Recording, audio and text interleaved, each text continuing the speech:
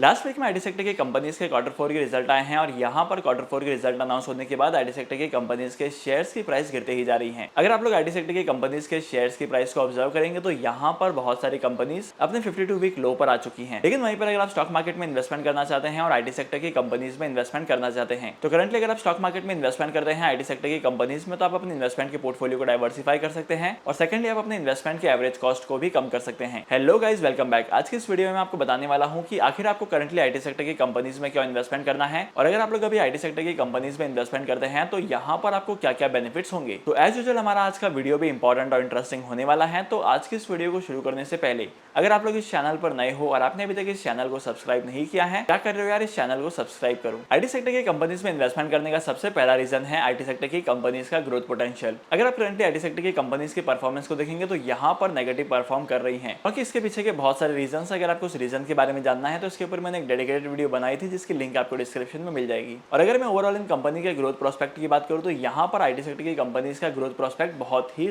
ज्यादा हाई होता है। जब मार्केट पॉजिटिव परफॉर्म करता है तब आईटी सेक्टर की कंपनीज में बहुत ही ज्यादा फिनोमिनल ग्रोथ दिखाई देती है। तो डेफिनेटली आपको ग्रोथ के पर्सपेक्टिव से आईटी सेक्टर की कंपनीज में भी इन्वेस्टमेंट करना चाहिए। अब सेकंड इंपॉर्टेंट रीजन यह है कि अगर आप मार्केट में ऑब्जर्व करेंगे तो आईटी सेक्टर की कंपनीज की जो डिमांड है वो बढ़ते ही जा रही है। मतलब आने वाले टाइम पीरियड में भी आईटी सेक्टर की डिमांड ऐसे ही बढ़ते जाएगी और इस डिमांड को फुलफिल करने के लिए आईटी सेक्टर की कंपनीज के पास बहुत सारे ऑर्डर्स आएंगे और इसकी वजह से कंपनी के रेवेन्यू इंक्रीज होंगे, कंपनी के प्रॉफिट बढ़ेंगे और कंपनी के शेयर्स की प्राइस से आपको बहुत अच्छे रिटर्न्स भी मिलेंगे। इसके अलावा जैसे कि आप आईटी सेक्टर की प्राइस मूवमेंट को देख सकते हैं, यहाँ पर आईटी सेक्टर की कंपनीज के शेयर्स की प्राइस गिरने लगी है। तो अगर आप यहाँ पर इन्वेस्टमेंट करते हैं तो आपको आईटी सेक्टर की कंपनीज के शेयर्स बहुत ही कम प्राइस पर मिल जाएंगे और जब कंपनी के शेयर्स की प्राइस अपने ऑल टाइम हाई पर पहुंचती है तब आप इन कंपनीज के शेयर्स को सेल कर सकते हैं और प्रॉफिट को बुक कर सकते हैं। इसके अलावा इंडिया के आईटी सेक्टर की कंपनीज की सबसे खास बात यह है कि इंडिया की जो आईटी सेक्टर की कंपनीज हैं इनके पास जो मेजॉरिटी प्रोजेक्ट्स होते हैं ये अमेरिका से आते हैं या तो यूरोपियन कंट्रीज से आते हैं। मतलब इंडिया के आईटी सेक्टर की कंपनीज के प्रोडक्ट की डिमांड, इंडिया के आईटी सेक्टर की कंपनीज के सर्विसेज की डिमांड मार्केट में बहुत ही ज्यादा है। तो इसकी वजह से आईटी सेक्टर की कंपनीज के जो रेवेन्यूज जनरेट होते हैं, जो अर्निंग होती है वो फॉरेन करेंसीज में होती है और फॉरेन करेंसीज में अर्निंग करने का मतलब होता है कि आपका जो प्रॉफिट है वो मल्टीप्लाई होने वाला है। मतलब इन कंपनीज को फॉरेन करेंसीज में पेमेंट आती है और फॉरेन करेंसीज को इंडियन रुपए में ट्रांसलेट करते हैं तब यहाँ पर बहुत ही ज्यादा वैल्यू निकल कर आती है। तो डेफिनेटली आपको अभी आईटी सेक्टर की कंपनीज में इन्वेस्टमेंट करना है और अपने इन्वेस्टमेंट के पोर्टफोलियो को डाइवर्सिफाई करना है।